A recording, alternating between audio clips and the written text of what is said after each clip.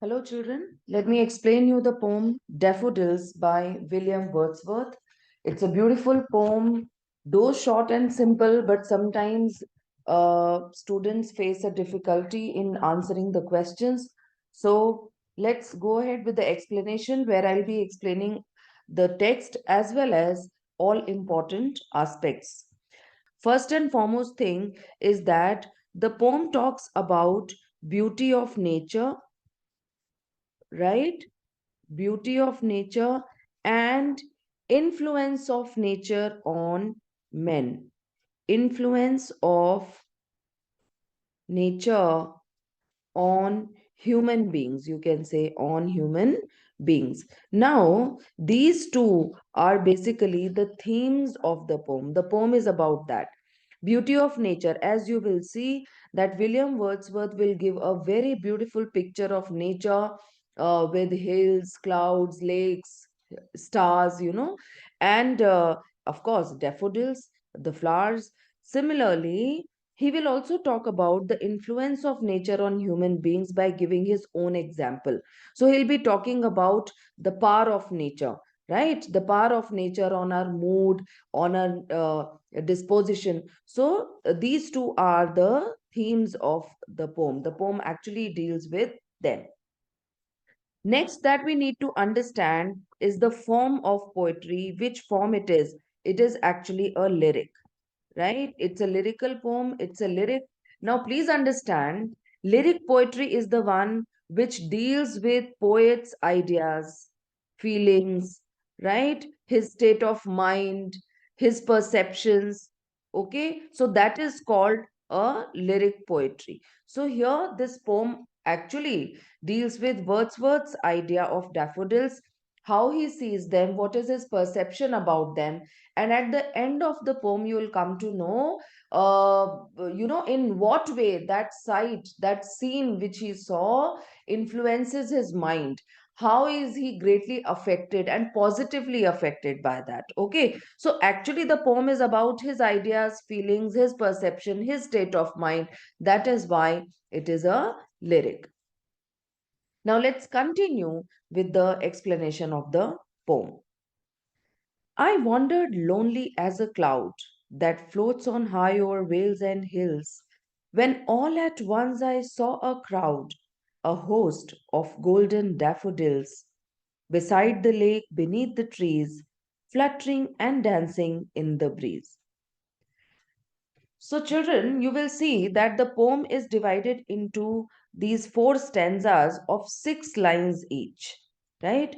So, here in the first line, the poet says, I wandered lonely as a cloud. I here refers to the poet, or we can say the speaker. The speaker is the poet himself.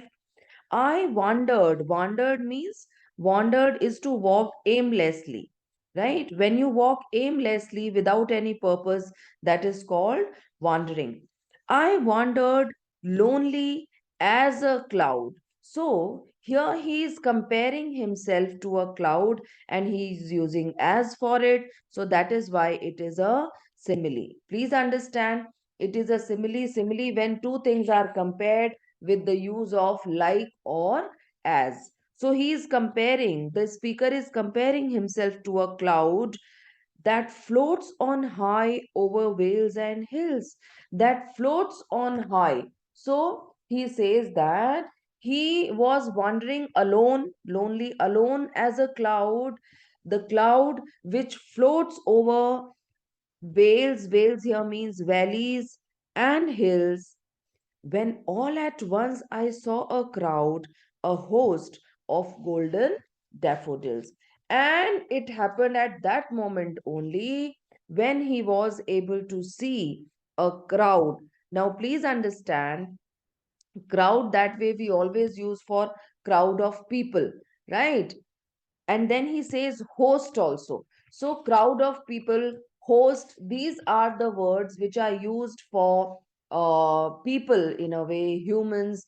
All right, so whenever an inanimate object or an idea or an abstract concept is spoken as if though it has human attributes or it has human feelings, तो वो हमारा figure of speech होता है personification. So here personification is used because the poet is saying that these golden daffodils, he is calling them a crowd of golden daffodils, a host of golden daffodils, giving human attributes to them. That is why personification is used, right? So he says, I wandered lonely as a cloud. मैं घूम रहा था aimlessly like a cloud, एक बादल की तरह, that floats on high over vales and hills, जो कि float करते हैं, बहते हैं with the movement of air, they carry along with the moving water or air. So, which were floating over valleys and hills, when all at once, जब अचानक से I saw, मैंने देखा, a crowd, a host of golden daffodils, भीड़ देखी अचानक से इसकी golden daffodils की. Now he explains where these daffodils were. Beside the lake. Lake is a small pool of water, stream of water. Beside the lake. Beside means by the side. By the side of the lake. So they were there beside the lake, beneath the trees. Beneath means under the trees.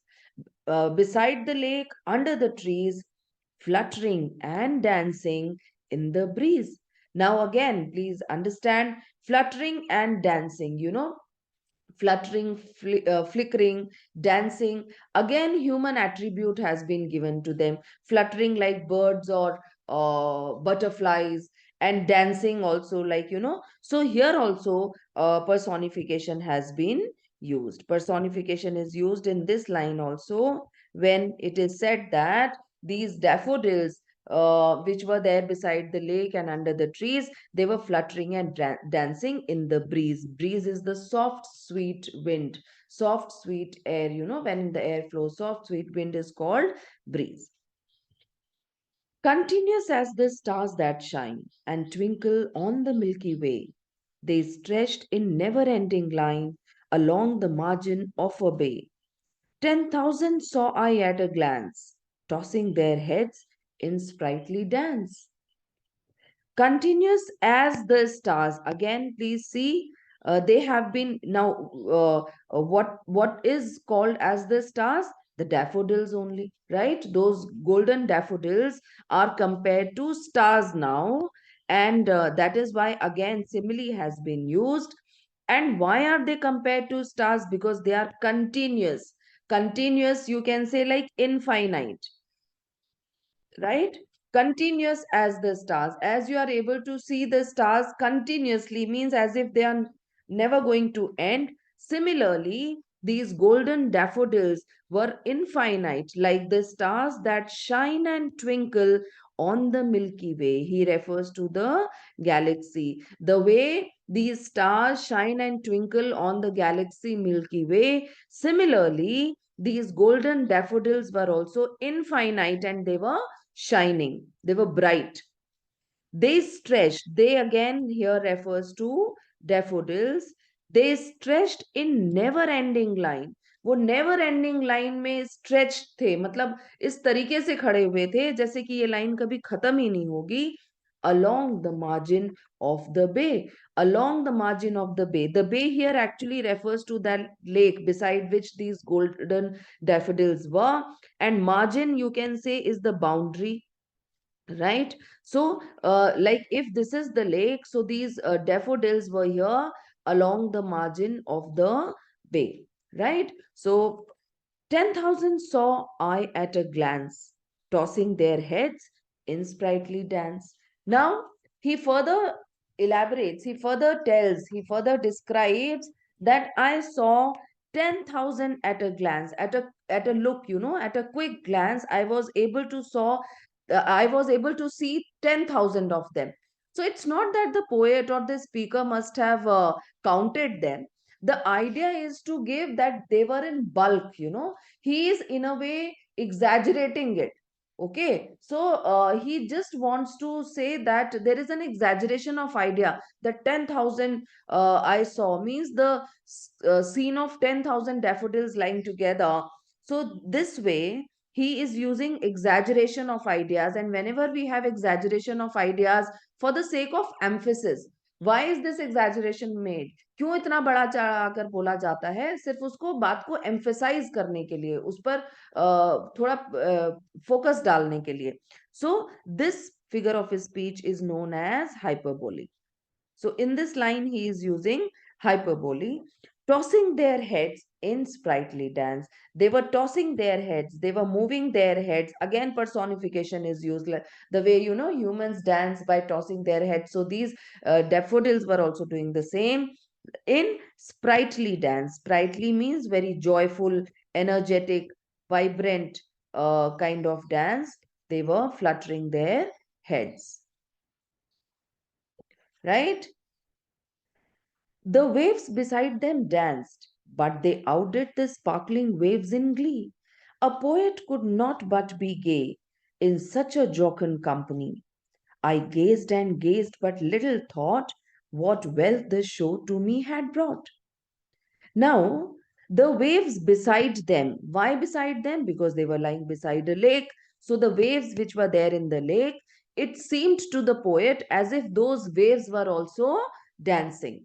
As if the waves were also dancing. So, again, personification has been used. Why? Because this time the waves have been given this human attribute, right? So, the waves have been given a sense of living being, so they are said to have an ability to dance. The waves beside them danced, but they outdid the sparkling waves. Sparkling means shining waves in glee. Glee is the joy, happiness. They here refers to the daffodils. So the waves were also dancing. It seems to the poet as if the waves were also dancing, but they outdid the waves in joy. They here refers to the daffodils. Daffodils were dancing better than, they were more joyful than the waves. They outdid the waves. Outdid, you can say, surpassed the waves. उन्होंने waves को भी पीछे छोड़ दिया, surpass कर दिया dancing में, right? In dancing joyfully. A poet could not but be gay. Gay here means happy in such a jocund company. In such a jocund company, in such a cheerful company, the poet has no other option but to be happy. I gazed and gazed. Gazed means looked, looked and looked, looking carefully. मैं देखता रहा. I gazed and gazed, but little thought. At that time, I did not think what wealth the show to me had brought. Show here refers to that sight of daffodils, that scene, of daffodils, when so many daffodils were stretching over there along the lake. He says, at that time, I kept on looking at these daffodils, but I could not understand the kind of wealth they will be giving me, the kind of wealth they have brought to me. That sight, मुझे उन्होंने क्या खजाना दिया है या क्या wealth दी है, उसके बारे में मैं उस समय नहीं समझ पाया. I could not understand. Now, in the last stanza, he describes what kind of wealth he had got over there. What kind of treasure was it that he got? He says, for oft when on my couch I lie, in vacant or in pensive mood, they flash upon that inward eye, which is the bliss of solitude. And then my heart with pleasure fills and dances with the daffodils. For often, अक्सर, when on my couch I lie, अक्सर जब भी मैं अपने couch पर लेटता हूँ, whenever I lie on my couch, in vacant or in pensive mood. Now, pensive, you see, thoughtful, you can say, meditative, thoughtful, a bit sad, right? Vacant when he is empty headed, vacant of any thoughts, whenever he is free, you can say, in his leisure time, in his free time, whenever he is in thoughtful mood, he is in sad mood, they flesh upon that inward eye. They here refers to the daffodils only. These daffodils flesh upon the inward eye, my inward eye, like the inner spirit. Okay? They flesh on the inward eye, which is the bliss of solitude, which is the bliss, which is the joy of solitude. Solitude is to be alone, being alone. Now you see, He's trying to say, see, whenever we are alone, that way we are always lost in our thoughts, in our feelings. We keep on thinking about different things, जिनके बारे में हम शायद वैसे नहीं सोचते हैं. तो वो कहता है, the poet says that whenever I am in such thoughtful mood और whenever I am sad, okay, in that condition, that sight of those golden daffodils, it flashes upon my inward eyes. वो मेरी अंतर आत्मा में मुझे दिखाई देता है, which is the bliss of solitude, which is a kind of joy of solitude, joy of being alone. And then my heart with pleasure fills, then my heart fills with pleasure, with happiness. मेरा दिल जो है वो खुशी से झूम उठता है, भर जाता है. And dances with the daffodils. And then I also start dancing with the daffodils. So what is he trying to say? He is trying to say that in that condition, he also feels so joyful. So that sight of daffodils brings so much of joy to him, that whenever he is feeling sad, whenever he is like, what do you call it, whenever he is in a thoughtful mood, at that time, that sight comes to his mind, and it makes him extremely joyful. I hope you all must have understood the poem.